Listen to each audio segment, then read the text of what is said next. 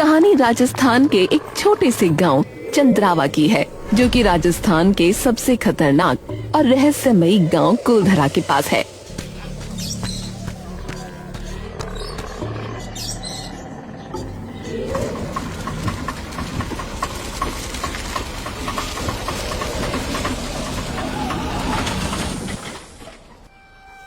लो जी भाई साहब, लो आ गयो थारा गांव चंद्रावा। अरे भाई साहब, मेरा गांव नहीं है, पढ़ाई के सिलसिले में आया हूँ। कुलधरा गांव पे एक कहानी लिखनी है, उसकी घटनाओं पर आधारित। तो सोचा आसपास के गांव वालों से बातचीत कर लूं, इसलिए आया हूँ। हैं? पढ़ाई करन को भाई साहब, यो कैसी जगह ढूंढी आपने?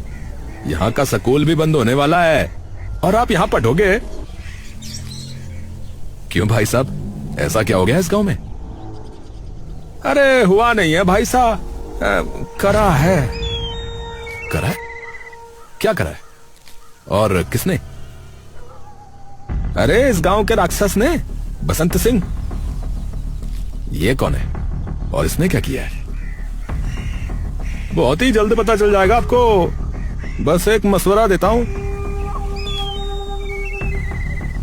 कि बसंत सिंह से दूर रहना। चलो जी, जयराम जी की चलता हूं। रघुबीर कुछ नहीं बोलता और बस रिक्शा वाले को पैसे देकर वापस चला जाता है। ये गांव इतना बेजान सा क्यों पड़ा है? रघुबीर चारों ओर नजर घुमा के देखता है। अगर उसे कुछ दिखता तो वो थी गरीबी और कोई मजबूरी, जिसे वो समझ नहीं पा रहा था। रघुबीर तभी एक चाय की टपरी के सामने से गुजरता है, जहाँ से 15-16 साल का लड़का दौड़ता हुआ अचानक बाहर आता है और रघुबीर की टी शर्ट की बाजू पकड़ लेता है। भाई साहब आइए ना हमारी दुकान पे भाई साहब, बहुत ही अच्छी चाय पिलाऊंगा, आइए ना भाई साहब। अरे अरे बच्चे, अरे नहीं पीनी मुझे चाय भाई। अरे भाई साहब, पर एक बार आके तो देखिए ना। चलो चला ही जाता हूँ, क्या पता ऐसे ही कुछ पता हो। अच्छा भाई, अच्छा, ठीक है चलो। राजू के चेहरे पर एक लंबी सी मुस्कान आ जाती है और टूटी सी कुर्सी पर बिठा देता है। बैठो भाई साहब, मैं बस 5 मिनट में आपकी चाय लाया। अरे अरे रुको बेटा, इधर बैठो पहले। हाँ जी भैया, बताओ। अच्छा एक बात बताओ, ये इस गांव की ऐसी हालत क्यों है भाई? मतलब भाई साहब? मतलब ये कि यहाँ हर दुकान, हर घर की इतनी बुरी हालत क्यों है? भाई साहब, अब ऐसा गांव में कोई अमीर तो रहता नहीं है, सब गरीबी रहते हैं, तो घर तो फिर ऐसे ही होंगे ना। अच्छा, ऐसे हैं या बसंत सिंह ने किए हैं? राजू चौंक कर उसकी ओर देखता है। आपको पता है उसके बारे में? नहीं, नाम सुना है बस, पर यह नहीं पता कि वो है कौन और उसने इस गांव की हालत ऐसी कैसे की। तुम्हें पता है क्या? भाई साहब, इस बालक को क्या पता? रघुबीर पलटकर जय सिंह की ओर देखता है। राजू दौड़कर जय सिंह के पास चला जाता है। बापू देखा, मैंने कही थी ना कि एक ग्राहक तो जरूर लाऊंगा। शाबाश शाबाश। नमस्ते भाई साहब। खम्मा घनी भाई साहब, खम्मा घनी।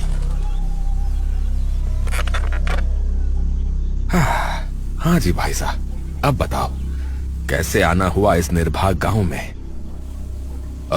मैं असल में अपनी पढ़ाई के सिलसिले में आया हूं। कैसी पढ़ाई? मतलब यहाँ पास में कुलधरा गांव है ना, उस पर एक कहानी लिखनी है मुझे। जय सिंह थोड़ी सी अजीब निगाहों के साथ उसे देखता है। कुलधरा के बारे में? जी, क्या हुआ?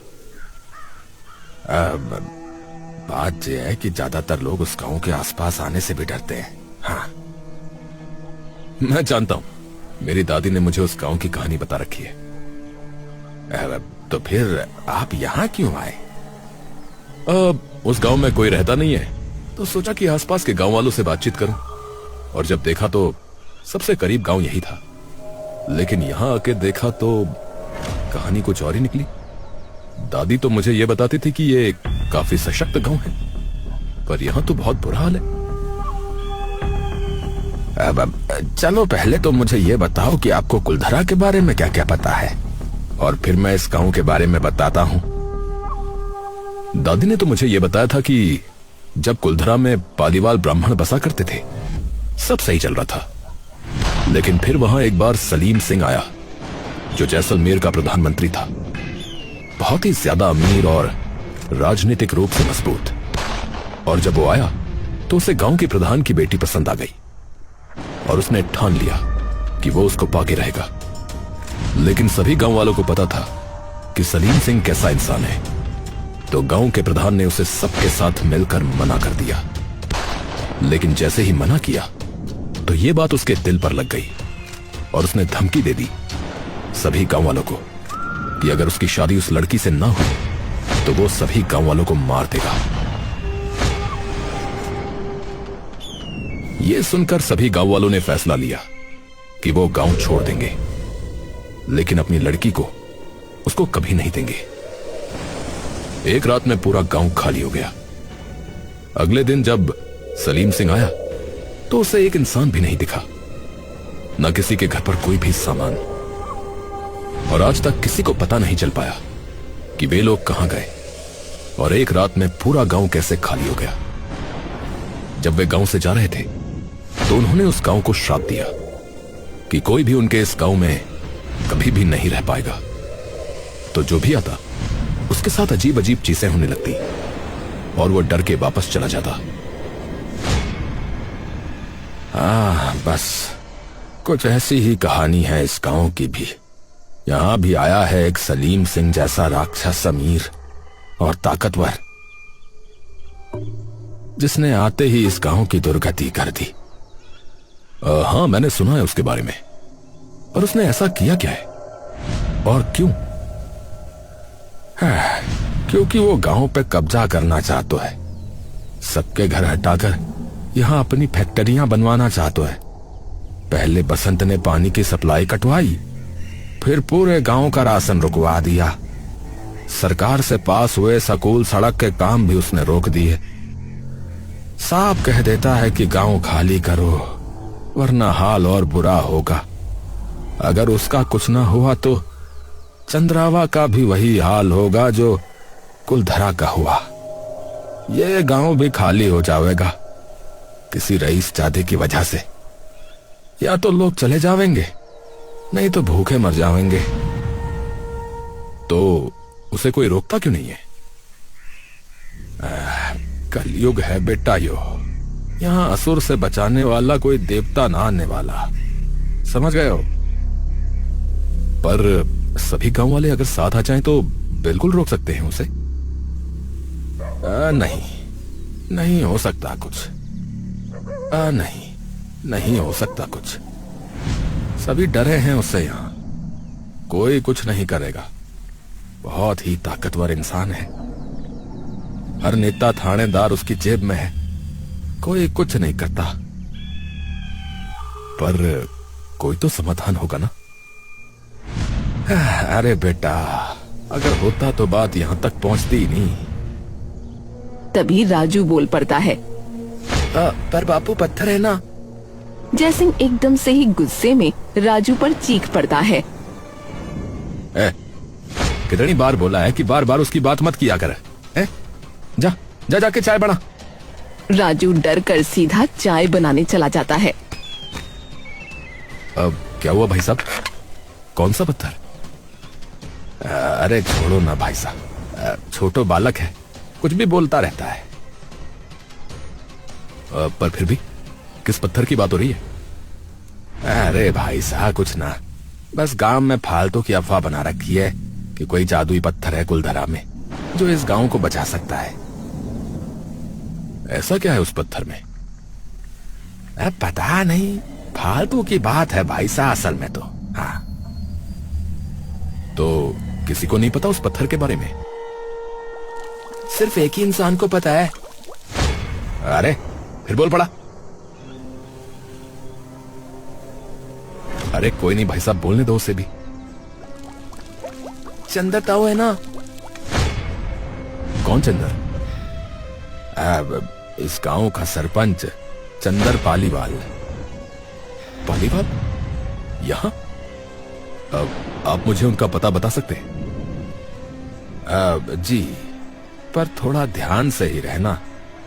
सठियाया हुआ है वो थोड़ा सा इसलिए। रघुबीर चंदर का पता ले सीधा उसके घर चला जाता है। रघुबीर बाहर खड़ा उसके घर का गेट खटखटाने लगता है। कौन? सरपंच जी, मैं रघुवीर हूँ। वो कुलधरा गांव के बारे में कुछ पता करने आया था। सरपंच अचानक उसकी ओर पलटकर देखता है। कुलधरा के जादुई पत्थर के बारे में। चंदर उसकी तरफ गुस्से से देखता है। तुझे भी उस बसंत ने भेजा है ना? नहीं नहीं, मैं तो विद्यार्थी हूँ। चंदर एक डंडा उठाकर रघुबीर की तरफ भागने लगता है। अरे झूठ बोल रहा है? रघुबीर डर कर पीछे होने लगता है। अरे अरे, सच में मुझे तो एक चाय वाले के बेटे ने आपके बारे में बताया कि आपको एक ऐसे जादुई पत्थर के बारे में पता है जो इस गांव को बचा सकता है। चंदर रुककर रघुबीर को गंभीरता से देखने लगता है। मर जाऊंगा पर कभी भी उस पत्थर के बारे में नहीं बताऊंगा। हाँ, पर क्यों नहीं बता सकते? अरे नहीं बताना, मने नहीं बताऊंगा। अब देखिए, मैं यहाँ बस कुलधरा की कहानी जानने के लिए आया हूँ। मेरा और कोई मकसद नहीं है। अरे मुझे परवाह नहीं है थारी कहानी वहानी की है? इस गांव में किसी का भरोसा नहीं है। कौन उसके साथ मिला हुआ हो? और अगर उसे इस पत्थर के बारे में पता चला और अगर उसके हाथ ये लग गया तो समझो पूरा गांव खत्म। थारी कहानी के चक्कर में मैं अपने पूर्वजों को दिया वचन नहीं ठुकराने वाला। हाँ, उनका इन सभी चीजों से क्या लेना देना? वो तो अब है भी नहीं। अरे वे सब यही हैं, सब देख रहे हैं, मुझे मत सिखा। गांव वालों के वजूद का सवाल है और आप सरपंच होने के बावजूद भी अपने पूर्वजों का अभिमान पकड़ के बैठे हैं। रघुबीर और चंदर बात कर ही रहे होते हैं कि तभी किसी के जोर जोर से चिल्लाने की आवाज उन्हें आने लगती है। दोनों बाहर दौड़ते हुए आते हैं। रघुबीर और चंदर जैसे ही जयसिंह को बसंत सिंह की जीभ से बंधा हुआ देखते हैं, दोनों का दिल एक पल के लिए डर से थम सा जाता है। वो दौड़कर बसंत के पास जाते हैं। अब सिंह साहब, क्या हो गया सिंह साहब? अरे ये 2 कौड़ी का चाय वाला मुझसे अकड़ के बात कर रहा था। अरे गरीब आदमी है सिंह साहब, इसका छोरा भी छोटा है, छोड़ दो, भगवान के वास्ते छोड़ दो। अरे मैंने एक तो इसकी दुकान पे चाय पी और मुझसे पैसे मांग रहा था। मैंने मना किया तो मुझसे अकड़ दिखा रहा है कि पैसे तो देने पड़ेंगे। अब इसे मैं बताता हूँ। माफ कर दो मालिक, माफ कर दो, आगे से ना होगा, छोड़ दो मालिक। छोड़ दूंगा पर एक शर्त पे। गांव खाली करवा दे। रघुबीर की आंखें जो ये सब देख रही थीं, उसे भरोसा ही नहीं होता और तभी उसकी नजर भीड़ में खड़े जयसिंह के बेटे राजू पर जाती है, जो बस सर झुकाए सहमा हुआ आंसू बहा रहा होता है। राजू? तभी बसंत सिंह अचानक जीप तेजी से चलाकर जयसिंह को घसीटते हुए आगे निकाल ले जाता है। सरपंच वहीं बेबस खड़ा जयसिंह की चीखें सुनता रहता है। राजू को इस तरीके की बेबसी से रोता देख मानो रघुबीर के पूरे बदन में आग सी लग जाती है। सरपंच चुपचाप अपनी चारपाई पर बैठा सामने की खाली दीवार को निहार रहा था। तभी रघुबीर वहां आ जाता है। उसका चेहरा गुस्से से लाल। अभी भी कुछ नहीं बोलोगे आप? सरपंच नीचे सर झुका लेता है। अरे उसे घसीटता हुआ ले गया वो, उसके बेटे के सामने। आपने देखा था उसको? कैसे डर से कांप रहा था वो, कैसे सिसक सिसक कर रो रहा था। उस पर भी जरा सी दया नहीं आ रही क्या आपको? अरे ये राक्षस यूं ही सबके परिवार के सदस्यों को लेके जाता रहेगा। आप पालीवाल ही हो ना? चंदर उसकी तरफ पलट कर देखता है। आप तो भली भांति समझते हो कि बेघर होना क्या होता है। आपके पूर्वजों ने तो बताया ही होगा, तो क्यों नहीं मदद कर रहे आप इन गांव वालों की? बता क्यों नहीं देता कि वो पत्थर कहाँ है? चंदर अपना सर झुका लेता है और एक गहरी सांस लेता है। जब सभी पालीवाल ब्राह्मणों ने श्राप दिया था कुलधरा को, तब उन्होंने वहां एक मायावी पत्थर रखा था। उस श्राप की ताकत उस पत्थर में है जो सबको वहां से दूर रखती है। तो अगर वो पत्थर हम ले आए तो शायद हमें उससे छुटकारा मिल सकता है, शायद। पर वो पत्थर है कहां? गांव के सबसे पुराने रक्षक के पास। उसके दिल में चमकता है पाली वालों का वो श्राप। आपको पता है मतलब वो जगह का है? हाँ। तो चलो ना, मैं भी चलता हूं आपके साथ। अरे मैंने कह दिया ना कि मैं नहीं जाऊंगा। मुझे किसी पे भरोसा नहीं है। क्या पता तुम भी उसके साथ ही मिले हुए हो। अरे मैं अभी अभी आया हूं इस गांव में। मैं ना किसी को जानता ना किसी को पहचानता। मैं क्यों मिला हुआ हूंगा? अरे मैंने कह दिया ना नहीं तो मतलब नहीं। ठीक है, मैं अकेला ही जाऊंगा फिर उसको ढूंढने, क्योंकि मेरी दादी ने मुझे सिखाया है कि ताकत भी तभी मिलती है जब इंसान हिम्मत करता है। तो बैठे रहो कायरों की तरह। और आपको क्या लग रहा है, ये करके गांव वालों को बचा लोगे? कभी भी नहीं। अरे आज नहीं तो कल वो बसंत सिंह सबके बच्चों को बाहर निकालकर फेंकेगा इस गांव से, देखना। आप ही ने कहा था ना कि पूर्वज सब देखते हैं। तो जरा सोचो कि आपके पूर्वज जिन्होंने एक लड़की की इज्जत बचाने के लिए अपना गांव छोड़ दिया था, वो भी बिना कुछ सोचे, वो क्या सोच रहे होंगे आपके बारे में, जो पूरा गांव खतरे में होते हुए भी कुछ नहीं कर रहा है। एक काम करो, आप बैठे रहो यहीं पे, मैं अपने आप चला जाऊंगा। चंदर अपना सर झुकाए वहीं बैठा रहता है और रघुबीर वहाँ से सीधा कुलधरा के लिए निकल जाता है। रघुबीर जैसे कुलधरा पहुँचता है तो वहाँ का सन्नाटा कुछ देर के लिए उसके रोंगटे खड़े कर देता है। रेगिस्तान की कड़कड़ाती हवा टूटे हुए दरवाजों को ऐसे हिला रही थी जैसे कोई अदृश्य हाथों ने थपथपा रहा हो। सूनी गलियां, वीरान हवेलियां उसके दिल की धड़कनें अब और बढ़ा रही थीं। दादी सही कहती थी, इस जगह पर ऐसा लगता है जैसे ये जगह सच में जिंदा हो। तभी पीछे कहीं एक कंकर लुढ़क जाता है। वो झटके से मुड़ता है लेकिन कुछ नहीं दिखता। उसकी पकड़ उसकी टॉर्च पर और मजबूत हो जाती है और वो धीरे धीरे आगे बढ़ने लगता है। टूटी फूटी हवेलियों के बीच से गुजरते हुए उसे लग रहा था मानो दीवारें उसे घूर रही हों। रघुबीर को अचानक किसी पुराने से घर से धीमी सी आवाज सुनाई देती है। वो टॉर्च उठाकर अंदर बढ़ता है। जैसे ही वो दहलीज पार करता है, जमीन अचानक टूटती है और रेत उसे नीचे खींचने लगती है। उसकी टॉर्च दूर गिर जाती है।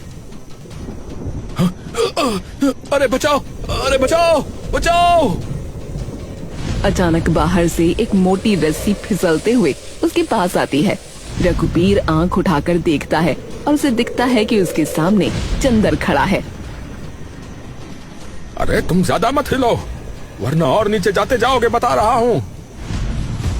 चंदर अपनी पूरी ताकत से रस्सी खींचता है और आखिरकार रघुबीर को बाहर निकाल लेता है। रघुबीर चंदर को देखकर चकाचौंध हो जाता है। आप आ गए। एक तो मैं सरपंच और ऊपर से पालीवाल ब्राह्मण, तो आना तो था ही। चंदर अपनी जेब से एक पीला पड़ चुका नक्शा निकालता है। ये क्या है? अरे क्या क्या है? नक्शा है इस गांव का। मेरे दादा ने मारे को दिया था और कहा था कि इसे अपने पास रख, एक दिन तुझे इसकी जरूरत पड़ेगी। पता नहीं मैं ही कैसे भूल गया। जब तेरी बात सुनी तब याद आए वो शब्द। अब चल, हमारा गांव बचाड़े, चल। सरपंच रघुबीर रात के अंधेरे में अपनी मंजिल की ओर बढ़ने लगते हैं और थोड़ी देर बाद ही सरपंच एक टूटे दरवाजे के सामने आके रुकता है जिस पर कुछ लिखा हुआ है। सरपंच जाकर उन अक्षरों पर लगी धूल हटाता है। वहाँ लिखा होता है मुखिया। मुखिया? अरे कहा था ना, गांव सबसे पुराने रक्षक के पास है। मुखिया की हवेली में अगर पत्थर है तो कहां? रघुबीर और चंदर अंदर जाकर पूरी हवेली छानने लगते हैं और तभी एक अंधेरे कमरे में उनका पांव जमीन के एक खोखले टुकड़े पर पड़ता है। ये फर्श अंदर से खोखला है। अरे हमारे पास आना कोई एक बार। रघुबीर वो लकड़ी हटाता है। अंदर एक छोटी लोहे की संदूक जैसी जंग खाई हुई चीज छुपी हुई होती है। चंदर कांपते हाथों से उसे खोलता है। अंदर कोई पत्थर नहीं बल्कि एक पुराना पत्र कपड़े में लिपटा हुआ है। चंदर उसे खोलकर पढ़ने लगता है। मैं हुक्मी राम पालीवाल, इस गांव का मुखिया। जो भी इसे पढ़ रहा है मतलब वो पत्थर के लिए आया है। हाँ, वो पत्थर हमारे पास है, मेरी आत्मा से बंधा है। गांव को बचाने के लिए मैं इसे लेकर स्वयं को जिंदा दफना रहा हूं हमारे घर के पीछे, ताकि कोई इसे पा न सके। याद रहे, केवल एक पालीवाल ही उस पत्थर को छू सकता है और कोई भी उस पर हाथ रखेगा तो उसकी आत्मा जीवन भर श्रापित रहेगी। हुक्मी राम पालीवाल। ये पढ़ते ही दोनों घर के पीछे वाली बंजर जगह पर चले जाते हैं और दोनों को आसपास जो भी औजार मिलता है उससे वो खुदाई शुरू कर देते हैं।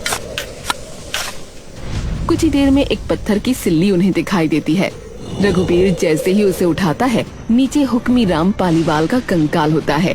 उनके सीने के पास एक काला भारी ऊर्जा से भरा पत्थर रखा उन्हें दिखता है। रघुबीर चंदर की ओर देखने लगता है। चंदर कांपते हाथों से वो पत्थर उठाता है। उसे कुछ नहीं होता। सरपंच पत्थर का एक छोटा हिस्सा तोड़कर बाकी वापस मुखिया के मृत शरीर के पास रख देता है और उनके सामने हाथ जोड़ लेता है। हिम्मत देना और हमेशा यूं ही हम पर दया दृष्टि बनाए रखना हमारे पूर्वजों। दोनों उन्हें फिर से दफना देते हैं ताकि वो ग्राम रक्षक के रूप में अपना काम करता रहे। और आखिरकार चंदर और रघुबीर उस पत्थर को लेकर सीधा मुखिया की हवेली के सामने पहुंच जाते हैं। बसंत, बाहर आ। बसंत सिंह, देख तेरा अंत लेकर आए हैं हम। बसंत आंखें मसलता अपने छज्जे पर आता है। अरे ओ सरपंच, क्या हो गया बे? क्यों रात को दिमाग खराब कर रहा रे? तुझे चेतावनी देने आया हूँ और बस एक ही बार दूंगा कि निकल जा यहाँ से। अच्छा, नहीं तो क्या करेगा बे बुड्ढे? अरे नहीं, नहीं जाएगा, नहीं जाएगा। नहीं। बता बता क्या करेगा, बता। सरपंच पत्थर को कांपते हाथों में लेकर धीरे से मंत्र जैसे शब्द फुसफुसाता है। जिसने भी इस गांव को गलत नजर से देखा या इसे हड़पना चाहा, उसे मिट्टी में इतनी गहराई तक दफना दो कि कोई उसे कभी ढूंढ भी ना पाए। धरती बिजली की तरह कांपने लगती है और हवेली में दरारें पड़ने लगती हैं। उसका आलीशान बंगला ऐसे नीचे धंसता जाता है जैसे रण का एक लौता फूल माटी की आंधी में जमीन के अंदर धंसता जा रहा हो। पूरी हवेली देखते ही देखते धड़ाम से नीचे धंस जाती है। बसंत चीखता है और पल भर में ही उसकी हवेली उसके गुरूर और उसके साथ रेत में समा जाती है। और तभी सूरज अपनी जगमगाती किरणों के साथ देखते ही देखते गांव वालों की आंखों में चमक उठता है। रघुबीर अपना बस्ता तान कर घर से निकल ही रहा होता है कि तभी चंदर वहां आ जाता है। हो गई तैयारी वापस जाने की? जी। और जो कहानी लिखने आया था कुलधरा पे, वो लिख तो ली, पर यह कहानी अब सिर्फ कुलधरा की नहीं है। ये कहानी अब चंद्रावा की भी बन चुकी है। ये कहानी बन चुकी है उन पूर्वजों की जो अपने जाने के बरसों बाद भी अपनी पीढ़ियों की रक्षा कर रहे हैं। जिन्हें हम शायद भुला चुके हैं, लेकिन वो हमें नहीं भूले। यहां पत्थर बन के आए तो कहीं किसी बच्चे के रूप में, कहीं किसी पेड़ के रूप में, तो कहीं किसी पक्षी के रूप में, पर वो हमारे साथ हैं जरूर।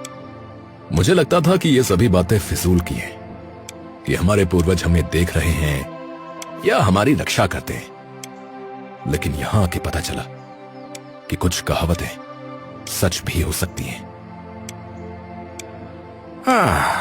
चलो कम से कम हमने तुम्हें कुछ तो दिया, अब भले ही कहानी ही सही। अब चलो आ जाओ भाई, गांव वाले बाहर थारा इंतजार कर रहे हैं, चलो। चंदर बाहर निकलते ही देखता है कि सभी गांव वाले वहां इकट्ठा हुए हैं। तुम्हारा धन्यवाद हम कैसे करें ये हम खुद नहीं जानते बेटा।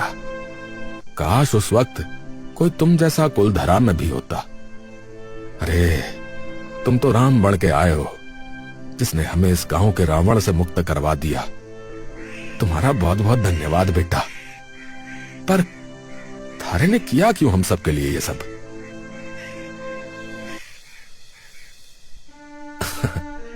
मेरी दादी कहती थी कि कायर वो नहीं जो जुल्म सहे, बल्कि कायर वो है जो जुल्म होता देखकर भी मुंह मोड़ ले।